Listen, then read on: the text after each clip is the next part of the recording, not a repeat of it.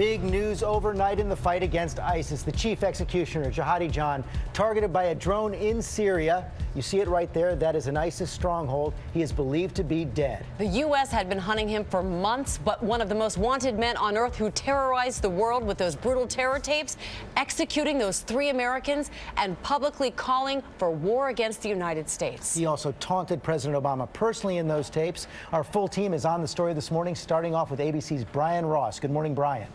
Well, good morning, George. He became the face of evil, and the U.S. had been tracking Jihadi John, a British citizen, for months. U.S. officials say the drone strike was launched late Thursday, just before midnight in Syria, as he left a building in Raqqa and entered a vehicle. Military and intelligence officials watched live a video feed back in Washington, and one official told ABC News it was a 100% flawless direct hit.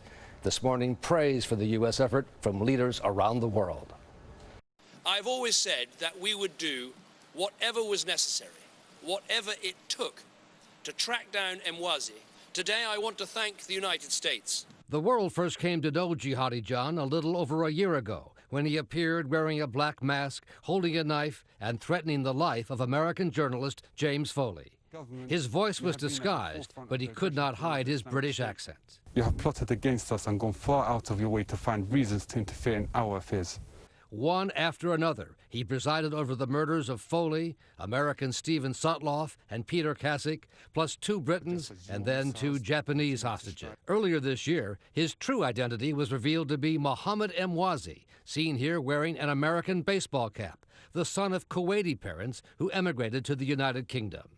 Even as a schoolboy in London, Emwazi was spotted by teachers as having a violent streak. One teacher told the BBC that at the age of 11, he was put in anger management therapy. We'd find that he'd get very angry and worked up, and it would take him a long time to calm himself down. As a young adult, he joined ISIS, flaunting his role as executioner. With his piercing eyes and gravelly voice, Emwazi became one of the world's most wanted men. Our knife will continue to strike the necks of your people. It's just so sad that our precious resources have been, concentrated to seek revenge, if you will, or kill this man, when if a bit of them had been utilized to save our young Americans, that's what our country should be doing. U.S. officials this morning say they presume that Emwazi was killed in the drone strike based on what they observed of the hit. The vehicle he was in burst into flames, and one official said Jihadi John, essentially, George, was evaporated. So he may never have the DNA. May never have the DNA. That's right. Brian Ross, thanks very much. And so the long hunt for Jihadi John coming to an end. ABC's Martha Raddatz is in Washington. And Martha, we tracked down this ISIS terrorist, but what does it say about our overall intelligence capabilities in that area?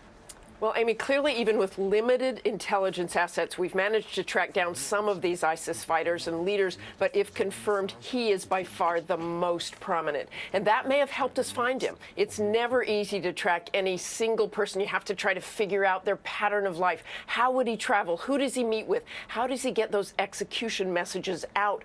But by being the public face of this terror campaign, Jihadi John was tempting fate. More people would know who he was, where he stayed, especially with that British accent.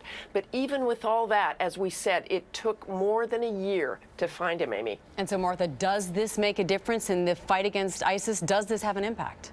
Well, it's without question a big symbolic victory for the U.S. and Britain, and you can be sure we will make the most of it in terms of countering the ISIS message. But he was not the man who was leading the fight, and surely someone will step in to take his place. The ISIS network remains very strong and very widespread, but this strike, if proven to be Jihadi John, is a blow to the group for now, Amy. All right, Martha Raddatz in Washington. Thank you.